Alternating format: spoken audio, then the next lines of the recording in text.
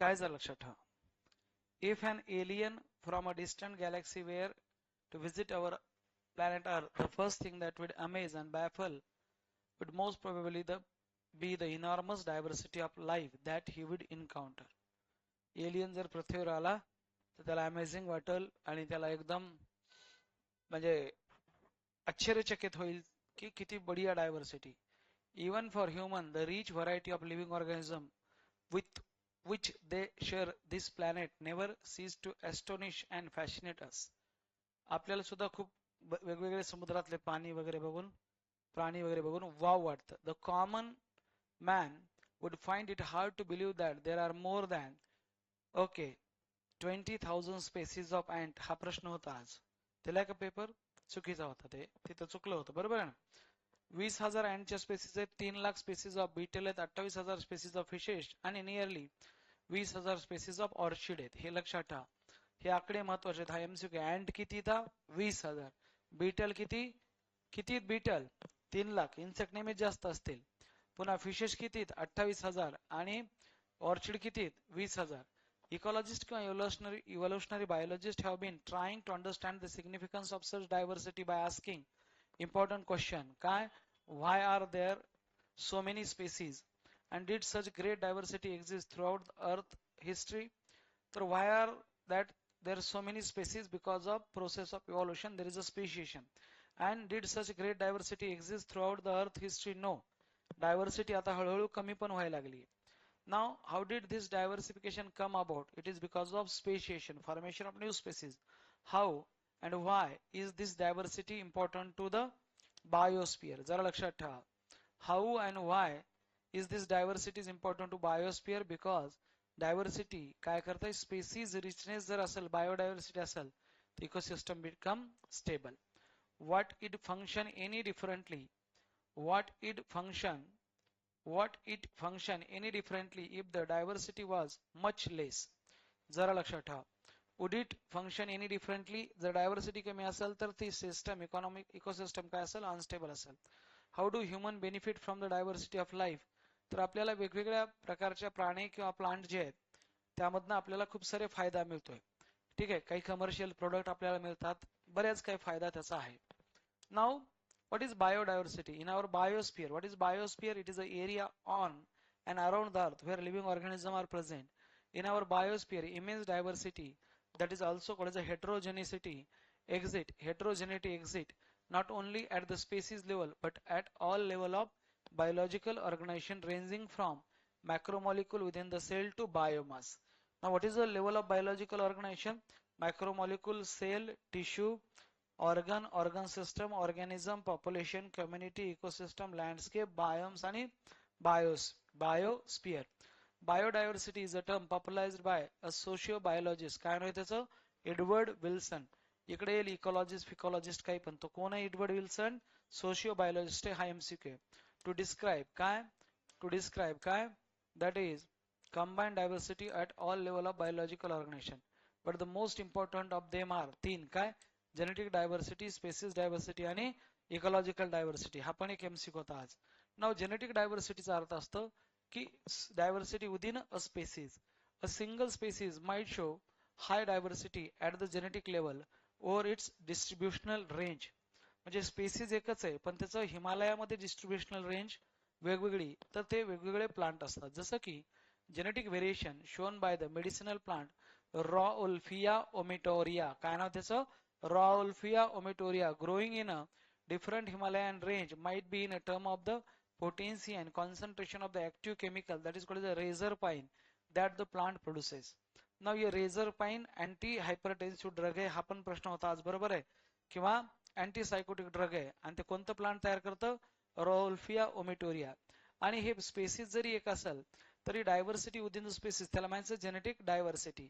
तर Himalayan belt तर समजून घ्या, समजा काश्मीरच्या साईडचा हिमालय तिथलं जे रॉउल्फिया ओमेटोरिया आहे तिथून जे रेझर पाईन बनतं त्याची पोटेन्सी किंवा त्यांच्यामध्ये कॉन्सन्ट्रेशन जास्त असेल. पण सिक्कीम साईडला पण हिमालय पर्वत आहे, बरोबर आहे का नाही? आणखी परत पुन्हा तिकडं आणखी कोपऱ्यात जा भारताच्या त्या साईडला नॉर्थ ईस्ट एरियामध्ये तिकडं पण हिमालय पर्वत आहे. तर तिकडं जे हे मेडिसिनल प्लांट आहे रेझर पाईन, सॉरी पेनिसिलिन प्लांट आहे रॉउल्फिया ओमेटोरिया, त्याच्यामध्ये हे जे रेझर पॉइंट ड्रग आहे त्याची पोटेन्सी किंवा कॉन्सन्ट्रेशन त्या प्लांटमध्ये वेगवेगळं असणार आहे. त्याला माहिती आहे genetic diversity, it is a diversity within a species or it is a diversity among the plant of same species. आता species diversity, diversity at a species level, त्याला माहिती species diversity. For example, Western Ghat have greater amphibian species diversity than the Eastern Ghat. हा पण प्रश्न होता की amphibiaच्या species जास्त कुठे आहेत, वेस्टर्न घाट का Eastern Ghat? Western Ghat. Western Ghat म्हणजे आपला सह्याद्री, आपला सह्याद्री पर्वत तिथे येतो. नाव ecological diversity at the economic, आता इकॉलॉजिकल डायव्हर्सिटी म्हणजे काय? At the ecosystem level, it is a diversity at a ecosystem level. In India for instance with its desert rain, म्हणजे डिफरंट टाइप ऑफ इकोसिस्टम आहेत, त्याला माहिती ecological diversity. Desert आहे, rain forest आहे, हे आठवलं पाहिजे. डेझर्ट म्हणजे वाळवंट, रेन फॉरेस्ट म्हणजे असे जंगल नेहमी पाऊस पडला, मँग्रोव्ज म्हणजे तिथं दलदल आहे, कोरल रीफ म्हणजे समुद्राच्या पाण्याच्या खाली जे अॅनिमल आहेत ते, वेटलँड म्हणजे पाणी जमीन, पाणी जमीन, इश्चरीज म्हणजे तिथं नदीचं पाणी जमीन समुद्राला मिळालं, किंवा अल्पाईन मिडोज म्हणजे हे हिमालयन पर्वत रांगा की जिथं बर्फ आहे त्याला अल्पाईन मिडोज म्हणतात. Has a greater ecosystem diversity than the Scandinavian country like Norway. Scandinavian countries आहेत ज्या नॉर्थ रिजन मध्ये पृथ्वीच्या, नॉर्वे त्याच्यातली, नॉर्वेमध्ये इकोसिस्टम डायव्हर्सिटी आहे का? नाही. नॉर्वेमध्ये नुसता बर्फच पडतो, ठीक आहे. तिथं सूर्य रात्री 12-12 वाजेपर्यंत सूर्य असतो, तर तिकडे बर्फ खूप जास्त आहे, ठीक आहे. आणि बर्फ असल्यामुळं तिकडे इकोसिस्टम डायव्हर्सिटी आहे का? आपल्याकडे किती इकोसिस्टम आहेत? ओके, डेझर्ट आहे, रेन फॉरेस्ट आहे, मँग्रोव्ज आहे, कोरल रीफ आहे, वेटलँड आहे, इश्चरीज आहे, अल्पाईन मिडोज आहेत. ह्याला माहिती ecological diversity. 3 level of diversity आहेत, जेनेटिक डायव्हर्सिटी, स्पेसिस डायव्हर्सिटी आणि ecological diversity. It has taken millions of years of evolution to accumulate this rich diversity in nature, but we could lose all that wealth in less than 2 centuries if the present rate of species losses continue. आता जे पहिलं जे rate of extinction चालू आहे सध्या, ते जर continue राहिलं तर 200 वर्षाच्या आत आपण ही बायोडायव्हर्सिटी लॉस्ट करू. Within 2 centuries that wealth is, we could lose all that wealth in less than, सांगा less than 2 centuries. हा MCQ आहे. Biodiversity and its conservation are now vital environmental issue of international concern as more and more people around the world begin to realize the critical importance of biodiversity for our survival and well-being on this planet Earth. तर biodiversity आणि त्याचं conservation करणं हा अतिशय महत्वाचा international लेवलचा concern झालेला आहे, आणि जास्तीत जास्त लोकांना हे कळायला पण लागलंय. याचं इम्पॉर्टन्स आहे की बायोडायव्हर्सिटीचं आपल्याला जगण्यासाठी आणि आपलं जगणं सुरळीत बनण्यासाठी. नाव how many species are there on the earth and how many in India. आता नंबर ऑफ स्पेसीज बद्दल इथं फक्त आकड्याचा खेळ बघूया. Since there are published record of all species discovered and named, we know की जेवढ्या काही स्पेसीज आतापर्यंत डिस्कवर आणि त्याला नाव दिले त्याचं रेकॉर्ड आहे आपल्याकडे. We know how many species in all have been recorded so far, but it is not easy to answer the question of how many species there are on earth. Recorded किती हे माहिती आहेत, पण अर्थवर ज्या आणखीन डिस्कवर झालेले आहेत ते आपल्याला माहिती आहेत का? नाही. तो हा पण प्रश्न आला होता. According to IUCN, okay, 2004 total, IUCN म्हणजे काय? International Union of Conservation of Nature and Natural Resources. तर IUCN, the total number of plant and animal species described so far is slightly more than 1.5 million. हे प्रश्न येईल according to IUCN 2004 किती, तर लेस than आहेत का मोर दॅन आहेत? हे पण लक्षात ठेवायचं, more than 1.5 million. But we have no clear idea of how many species are yet to be discovered and described. हे डिस्कवर झालेले आहेत, पण आणखीन किती डिस्कवर होणार आहेत हे माहिती आहे का? नाही. Estimate vary widely and many of them are only educated guesses. तर काय एज्युकेटेड गेसेस कसे आहेत? For many taxonomic group species inventories are more complete in temperate than in tropical countries. लक्षात ठेवा, स्पेसीज इन्व्हेंटरी, इन्व्हेन्शन म्हणजे शोध घेणे, तर स्पेसीज इन्व्हेंटरीज कुठं कम्प्लीट झालेल्या आहेत? टेम्परेट रिजन मध्ये कम्प्लीट झालेल्या आहेत दॅन इन ट्रॉपिकल कंट्रीज. कारण की टेम्परेट रिजन मध्ये एवढं काही जंगल वगैरे नसतात, ट्रॉपिकल मध्ये आणखीन पण बाकी आहे. बरं, considering that an overwhelming large proportion of species waiting to be discovered are in the tropics. Okay, आणखीन कुठल्या स्पेसीज डिस्कवर करायच्या बाकी? ट्रॉपिक्स मधल्या. Biologists make a statistical comparison of the temperate tropical species richness of an exhaustively studied group of insect and extrapolate this ratio to the other group of animal and plant to come up with the gross estimate of the total number of species on earth. जरा लक्षात ठेवा, पण सम extreme estimate range from, तर त्यांनी एक इन्सेक्टचा अंदाज करून इन्सेक्टच्या बेसिसवरून त्यांनी केलं की किती एस्टिमेट असू शकतो, ते एक एक्स्ट्रीम एस्टिमेट रेंज फ्रॉम काय 20 to 50 million species, but more conservative and scientifically sound estimate, तर त्यांनी एक अंदाज मांडलाय की 20 ते 50 मिलियन स्पेसिस असू शकतात. पण हे महत्वाचे दोन शब्द आहेत, more conservative and scientifically sound estimate. कोणी बी केलं हे, made by Robert May, place the global species diversity at about काय 7 मिलियन. ह्या तीन आकडे इथं महत्वाचे आहेत. अकॉर्डिंग टू IUCN 2004 किती स्पेसिस आहेत, मोर दॅन 1.5 मिलियन. पण थोडंसं एक ग्रॉस एस्टिमेट जर केलं तर त्या किती येतात 20 ते 50 मिलियन आहेत. पण अकॉर्डिंग टू रॉबर्ट मे हा जो शब्द येईल ग्लोबल स्पेसिस डायव्हर्सिटी, त्यासाठी काय रे, more conservative and scientifically sound estimate. तर किती असतील त्या, मेड बाय हा प्रश्न येईल about the number of species on planet earth, ते किती येईल रॉबर्ट मे, आणि काय 7 मिलियन. 7th मे लिहा, तारीख काय 7 मे तारीख आहे. तुमची परीक्षा 5 मे ला आहे.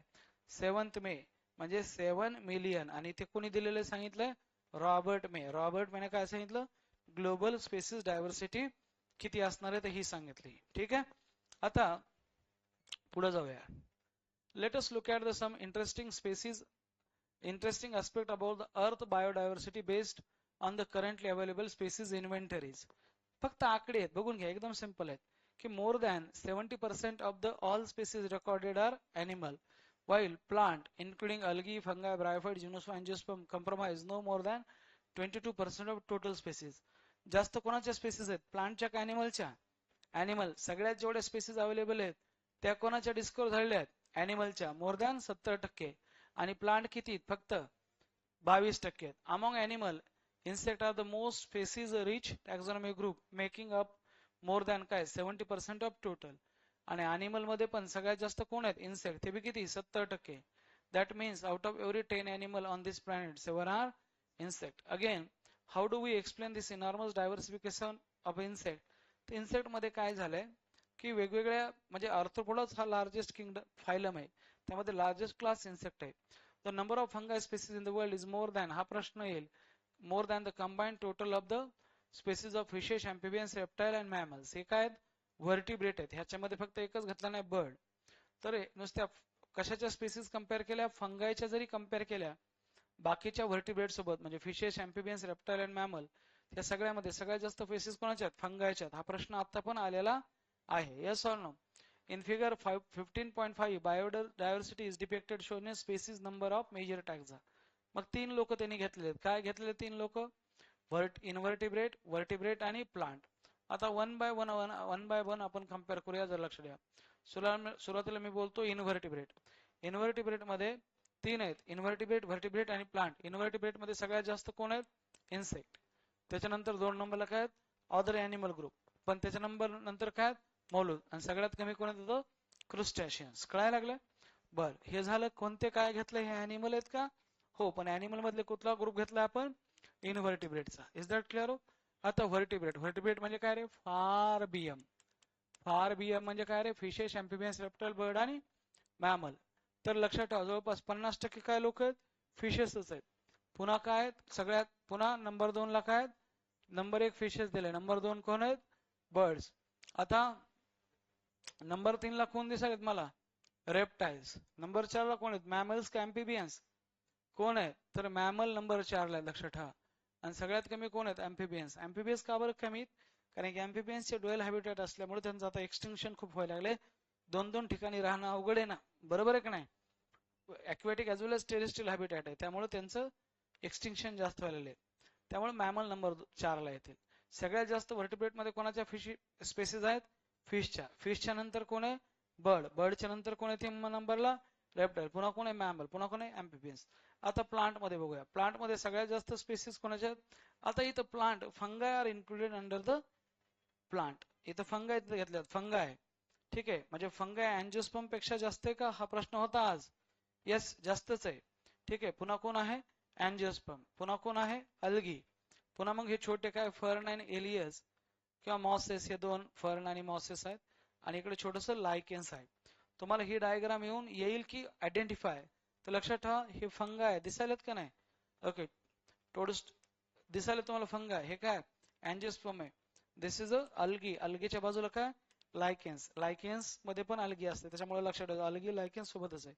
आणि मॉसेस. मॉसेस म्हणजे काय रे ब्रायोफाइट. आणि हे काय फर्न अँड एलिया. जिम्नोस्पर्मला तिथं दिलं पण नाही त्यांनी, फर्न मध्ये त्याच्यामध्ये इन्क्लूड केलेलं आहे, कारण त्याच्या खूप कमी स्पेसिस आहेत, 9-10 हजारच असतील फक्त. कळलं तुम्हाला हे, म्हणजे फंगाय सगळ्यात जास्त आहे. आता त्यांनी जे दिलेलं आहे काय topic, representing the global biodiversity, proportionate number of species of major taxa of plant, invertebrate आणि vertebrate. बर, it should be noted that these estimates do not give any figure for prokaryote. इथं prokaryote include केले का नाही. Biologists are not sure about how many prokaryotic species there might be. आपल्याला माहित नाही किती, तर शुअरिटी नाही. The problem is that conservational taxonomic method जे असतात are not suitable for identifying microbial species and many species are simply not culturable under laboratory condition. जरा लक्षात ठेवा की प्रॉब्लेम काय, why we are not included prokaryotic under the biodiversity, because जे conventional टॅक्झॉनॉमिक method आहे की आयडेंटिफिकेशन, ओके, डिस्क्रिप्शन, हे जे असतात ना, that is 4 steps of taxonomy. काय नाव त्याचं निमोनिक्स, फॉर आयडेंटिफिकेशन, डिस्क्रिप्शन, नोमॅनक्लेचर वगैरे होतं ना ते. तर ते conventional taxonomic method they are not suitable for identifying microbial species, and many species are simply काय आहेत रे, not culturable. They are not culturable under laboratory condition, and त्यामुळं we cannot include prokaryotic in biodiversity.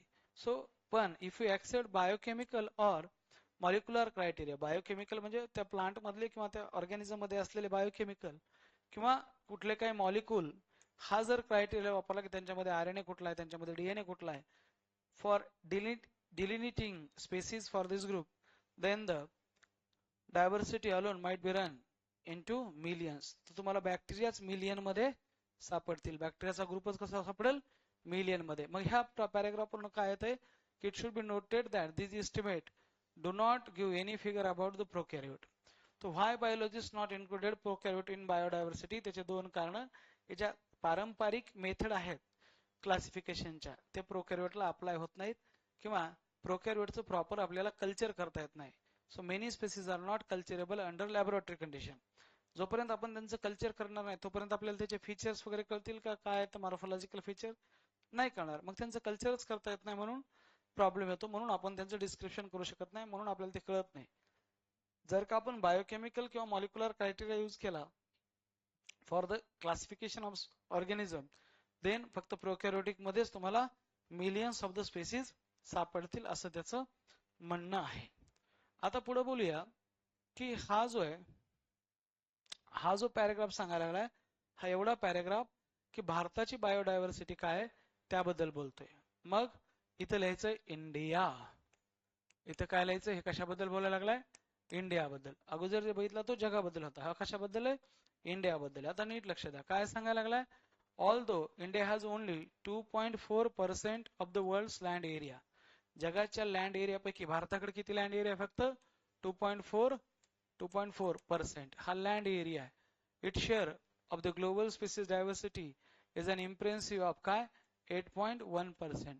पण global species diversity, जगाची species diversity आपल्याकडे किती आहे, 8.1% आहे. जमीन किती आपल्याकडे जगाची, फक्त 2.1%. पण स्पेसिस डायव्हर्सिटी जास्त आहे, 8.1%.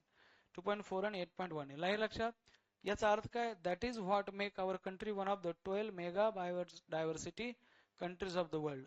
तर किती मेगा डायव्हर्सिटी कंट्रीज आहेत जगामध्ये, 12. त्याच्यामध्ये नंबर 1 ला कोण आहे, ब्राझील. त्याच्यामध्ये खूप जास्त बायोडायव्हर्सिटी त्या देशामध्ये, पण आपण त्या पहिल्या 12 मध्ये आहोत, हे लक्षात ठेवा. नाव आपला 8वा का 7वा नंबर आहे. Nearly 45,000 of species of plant and twice as many of the animal have been recorded from India. तर भारतामध्ये प्लांटच्या किती स्पीसीज आपल्याला मिळाल्यात आतापर्यंत, 45,000. किती मिळाल्यात, 45,000 आपल्याला आतापर्यंत प्लांट मिळालेत. आणि जवळपास त्याचा डबलच काय मिळालेत, ॲनिमल. म्हणजे ॲनिमलच्या किती स्पीसीज आहेत, 90,000. How many living species are actually there waiting to be discovered and named. आणखीन कितीतरी स्पीसीज असतील ते त्यांचं नोमेनक्लेचर बाकी किंवा डिस्कवर करायचंच बाकी. ते म्हणते if we accept May's global estimate, त्यांनी more conservative and scientifically sound estimate दिलं होतं कोणी रॉबर्ट मेन आणि अकॉर्डिंग टू रॉबर्ट मे किती ग्लोबल स्पेसिस बायोडायव्हर्सिटी किती दिले 7 जर का आपण ते ऍक्सेप्ट केलं when we accept May's global estimate only 22% of the total species have been recorded so far तर जर का आपण हे जर ग्लोबल मेचं जे रॉबर्ट मेचं ग्लोबल एस्टिमेट जर केलं तर भारतामध्ये फक्त किती only 22% of the total species have been recorded so far म्हणजे जवळपास 78% म्हणजे बरोबर आहे का 78% स्पेसिस आणखीन डिस्कव्हर करायच्या बाकी आहेत बरोबर आहे की नाही भारतामध्ये नाव applying this proportion to India's diversity figure we estimate that हे आपल्याकडे रेकॉर्ड किती झाले आहेत 45,000 प्लांट आहेत प्लांट स्पेसिस आहेत आणि 90,000 अॅनिमलच्या स्पेसिस आहेत पण किती असू शकतात जर का applying this proportion to India's diversity figure we estimate that there are probably किती बोला more than 1 lakh plant species आहेत अरे बापरे अँड मोर दॅन काय 3 lakh animal species yet to be discovered and described म्हणजे आणखीन किती डिस्कवर होऊ शकतात आहेत किती 45,000 प्लांट स्पेसिस आहेत अॅनिमलच्या किती येतं 90,000 पण आपण रॉबर्ट मेचं जर ग्लोबल एस्टिमेट केलं तर किती स्पेसिस रेकॉर्ड झालेत फक्त आतापर्यंत 22%च मग किती स्पेसिस बाकी येतात तर more than 1 lakh plant species and more than 3 lakh animal species yet to be discovered and described only in India हे कळायला लागले so would we ever be able to complete the inventory of biological wealth of our country म्हणजे म्हणायला लागलंय की आता कधीतरी आपण ते कम्प्लीट करू का की किती स्पेसिस आपल्याकडं शक्यच नाहीये ते तेवढे लोकच नाहीत प्रत्येक जणाला डॉक्टरच व्हायचंय टॅक्झॉनॉमिस्ट कोणाला व्हायचंय का नाही consider the immense trained man power की टॅक्झॉनॉमिस्ट लागतात and the time required to complete the job दोन गोष्टीत एक तर एक्सपर्ट लोक लागतील टॅक्झॉनॉमिस्ट आणि टाइम लागणार आहे this situation appear more hopeless when we realise that large fraction of these species faces the threat of becoming extinct even before we discover them म्हणजेच हे डिस्कवर व्हायच्या अगोदरच they are on the verge of extinction खूप सुंदर वाक्य पण खूप वाईट आहे nature's biological library is burning even before we catalogue the title of all the book stock there म्हणजे जे नेचरची बायोलॉजिकल लायब्ररी आहे तिला ढणाढणा आग लागलेली फक्त आणि ती जळून खाक पण होईल आपल्याला त्याच्यामध्ये किती बुक आहेत त्या लायब्ररीमध्ये त्याचे नुसतं टायटल जरी घ्यायचं असेल त्याची जरी लिस्ट बनवायची असेल तरी ते जोपर्यंत खाक होऊन जाईल ते म्हणाले nature's biological library is burning even before we catalogue the title of all the books at stock there आता नेचर बायोलॉजिकल लायब्ररीला म्हणजे काय कशाला कन्सिडर केली त्यांनी बायोडायव्हर्सिटी किंवा presence of different type of species of plant and animal आणि ते बुक कोणते आहेत बुक म्हणजे स्पेसिस आहेत कुठली स्पेसिस आहे काय नाही त्या बुकचं टायटल असतं ना हे पुस्तक आहे ते पुस्तक आहे बायो फिजिक्स केमिस्ट्री त्या बुकचं टायटल लिहूस तर त्याची इनलिस्ट करूस तर की कुठले कुठले बुक आहेत तोपर्यंत ही डनाडना पेटलेली नेचर्स बायोलॉजिकल लायब्ररी आता हे झालं number of species how many number of species are present in world and India तर हे आकडे महत्वाचे आहेत भारतामध्ये किती लँड आहे जगाची 2.4% पण ग्लोबल बायोडायव्हर्सिटी किती आपल्याकडं 8.1% बरं किती प्लांट स्पेसिस आहेत आता रेकॉर्डवर आपल्याकडं 45,000 किती अॅनिमल स्पेसिस आहेत 90,000 पण अकॉर्डिंग टू मेज ग्लोबल बायोडायव्हर्सिटी एस्टिमेट आतापर्यंत किती स्पेसिस रेकॉर्ड झाल्यात 22% आणि किती रेकॉर्ड व्हायच्या बाकी जर बघितलं तर yet to be discovered and described किती प्लांटच्या स्पेसिस मोर दॅन 1 लाख आणि अॅनिमलच्या किती मोर दॅन 3 लाख आहेत हे तुमच्या लक्षात यायला लागलंय कसं कधी बर आता पॅटर्न ऑफ बायोडायव्हर्सिटीचे पॅटर्न असतात लक्षात ठेवा म्हणजे लॉजिट्यूड एक पॅटर्न आहे हा पॅटर्नचं नाव आहे लॅटिट्यूडनल ग्रेडियंट आणि दुसरा एखादा पॅटर्न असणार आहे त्याचं नाव आहे area species relationship species area relationship किती वाजले रे आता जरा मला सांग हा 6:10 कमीत आता मग मी तुम्हाला लॅटिट्यूडनल पॅटर्न काय असतं लॅटिट्यूडनल ग्रेडियंट काय ते समजून सांगतो सिंपल एकदम इझी आहे लॅटिट्यूड म्हणजे काय ना मला कळायला पाहिजे लॉन्जिट्यूड म्हणजे काय अल्टिट्यूड म्हणजे काय हे मला कळायला पाहिजे आता जर तुम्ही लॅटिट्यूड जर हा प्रकार जर बघत असाल तर तुम्हाला पृथ्वी जर गोल असते तुम्हाला माहित आहे तर आपल्या हेडमास्तराच्या लॅटिट्यूड वर्सेस लॉन्जिट्यूड ह्या गोष्टी माहित आहेत तुम्हाला लॅटिट्यूड आणि लॉन्जिट्यूड मध्ये काय फरक आहे लॅटिट्यूड आणि लॉन्जिट्यूड मधला काय फरक आहे?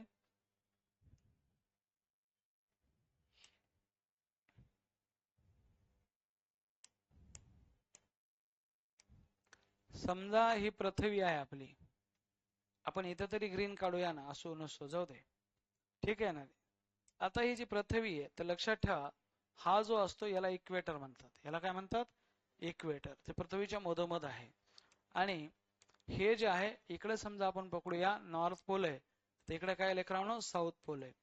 हा समजा इमॅजिन करतो मी खाली, हा घेतो मी SP साऊथ पोल आणि हा मी घेतो NP नॉर्थ पोल. आता समजून घे, आता ह्या ज्या आडव्या रेषा आहेत, ह्या पृथ्वीवर ह्या ज्या आडव्या रेषा आहेत, ह्या आडव्या रेषेला काय म्हणायचं? लॅटिट्यूड. याला काय म्हणत असतं? लॅटिट्यूड. ह्याला लॅटिट्यूड म्हणत असतात. ओके, आता जरा लक्षात द्या. आता इथं काय, हा जो इक्वेटर जर असेल तर इकडं आहे कॅन्सर. दोन असे कॅन्सर असतात. ओके, कॅन्सर ऑफ कॅप्रिकॉन आणि कॅन्सर ऑफ आणखीन एक आहे समजा, लक्षात ठेवा, ट्रॉपिक ऑफ कॅन्सर आणि ट्रॉपिक ऑफ कॅप्रिकॉन, असे दोन ट्रॉपिक आहेत. बरं, हा काय? हा इक्वेटर आहे. जरा लक्षात ठेवा, हा काय? हा जरा वेगळाच घेतो, रेड. हा आहे इक्वेटर. तर हा जो एरिया आहे, हा ह्या ज्या आडव्या रेषेत ह्याला लॅटिट्यूड म्हणतात. ह्या इक्वेटरच्या आजूबाजूचा जो काही एरिया तुम्हाला दिसायला लागलाय याला ट्रॉपिक्स म्हणतात. याला काय म्हणतात? ट्रॉपिक्स. बर, हा जो एरिया इकडचा नॉर्थ पोल आहे, हा कोणता आहे? South pole. आणि ट्रॉपिक आणि पोलच्या मध्ये जो एरिया याला काय म्हणतो आपण? टेम्परेट. हा पण टेम्परेट झोन आहे आणि हा पण कोणता झोन आहे? टेम्परेट झोन आहे. समजून घ्या, हा जो एरिया आता 3 क्लायमॅटिक झोन आहेत. हा आहे ट्रॉपिक, कुठून कुठपर्यंत? From equator to Cancer of Capricorn, और from equator to Tropic of Cancer and Tropic of Capricorn. हा एरिया कोणता आहे रे? ट्रॉपिक. हा जो एरिया आहे तुम्हाला दिसायला लागलाय, हा इथून तर पार इथपर्यंतचा एरिया, ह्याला काय म्हणतात?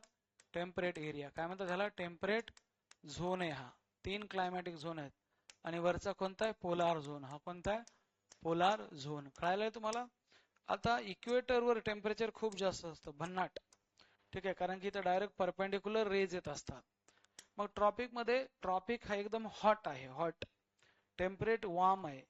तर पोलार एरिया कोल्ड असतो. ठीक आहे, समजून घ्यायचं तुम्हाला. ट्रॉपिक मध्ये कसं टेम्परेचर आहे? हॉट. हे कसं आहे? Temperate area warm.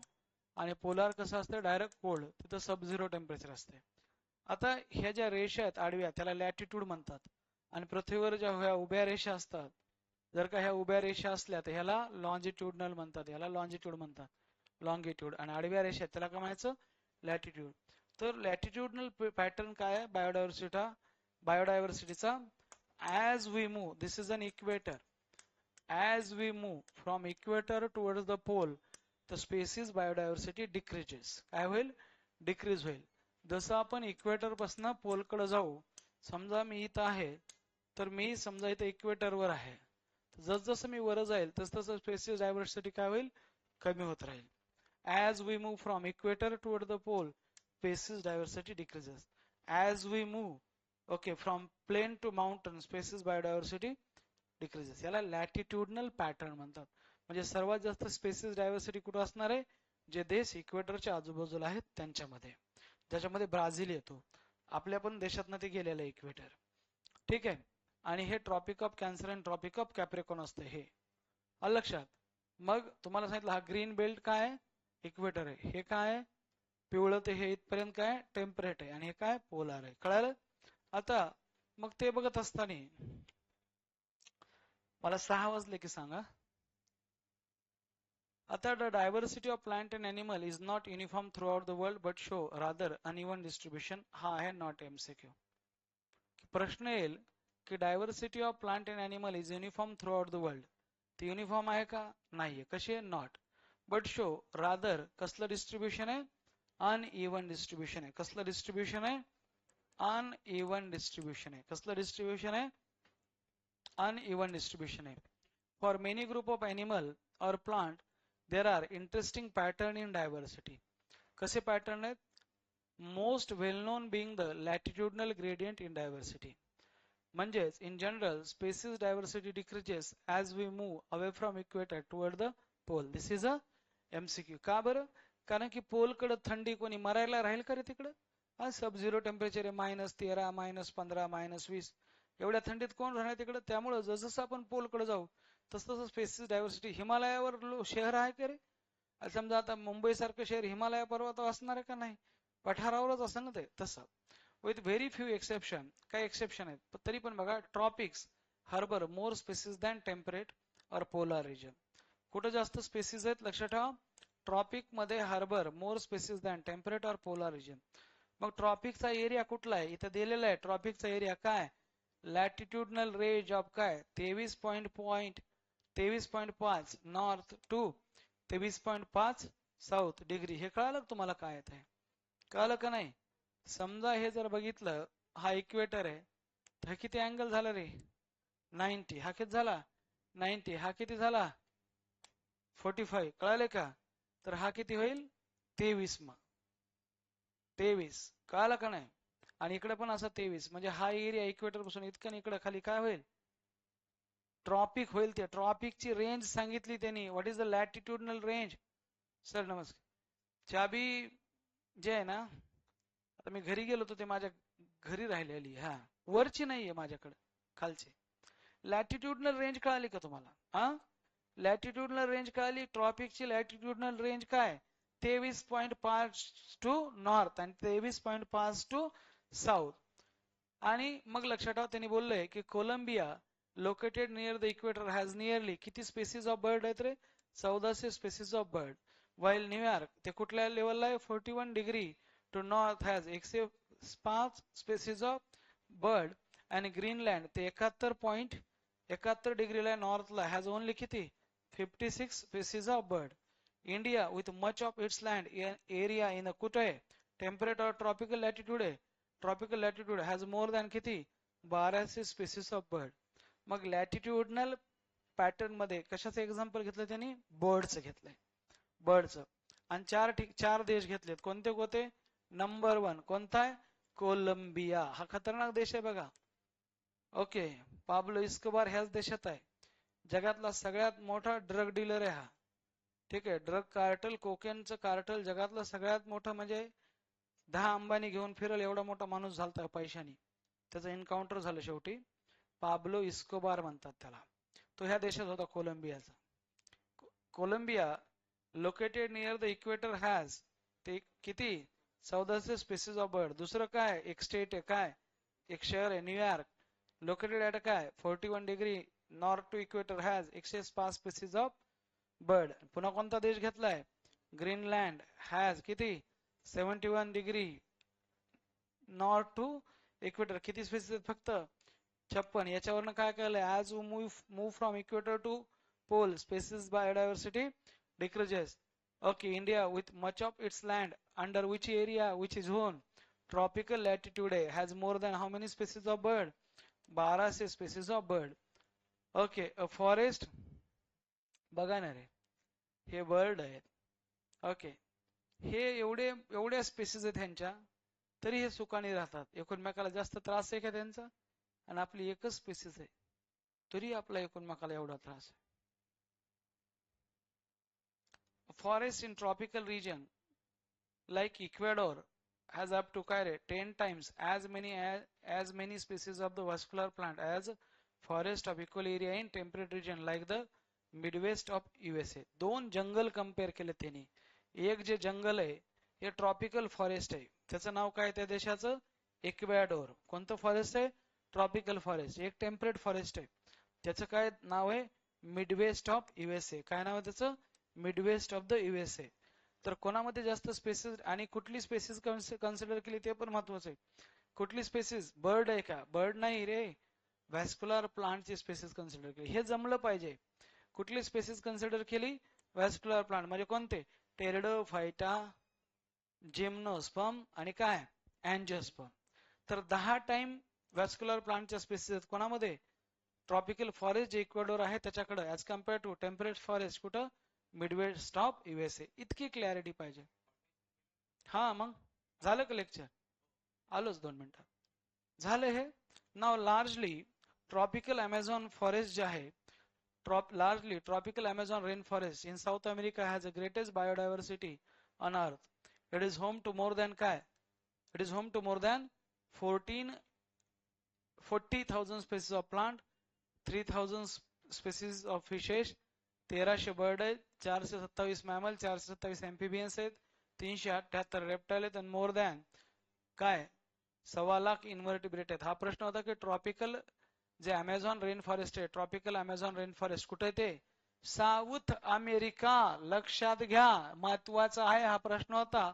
Tropical Amazon rain forest कुठं साऊथ अमेरिका. त्याच्यामध्ये ग्रेटेस्ट बायोडायव्हर्सिटी असते अर्थ मधली. हा एमसीक्यू आहे का नाही? ओके. त्याच्यामध्ये त्याने दिले की प्लांटच्या किती स्पेसीज आहेत सांगा आकडा 40,000. फिशेसच्या किती स्पेसीज आहेत 3,000. बर्ड किती 1,300. Mammal and अँफिबियन्स 427. रेप्टाइल 308. आणि सगळ्यात जास्त कोण आहेत इनव्हर्टिब्रेट. आजचा पेपर मध्ये होता का नाही प्रश्न? हा. Scientist estimate that in these rain forest there might be at least किती estimate किती अंदाज किती 2 million insect species आहेत waiting to be discovered and named. हा कळालं का? आता आपण इथंच थांबूया. माझं लेक्चर आहे. ते म्हणते what is so special about the topic that might account for their greater biodiversity. मग हा प्रश्नाला 3 कारणे आहेत. मग ते फ्रिक्वेंट ग्लेशिएशन वगैरे असतं ते आपण बघूया प्रायमरी मध्ये. उद्याच्याला ह्याला कम्प्लीट करून टाकू. ठीक आहे. उद्याच्याला ते येऊन ते फ्रॉग उडवून टाकतो बाबा. ठीक आहे. थँक्यू. येतो रे, मला वाईट वाटतं नाही आलं.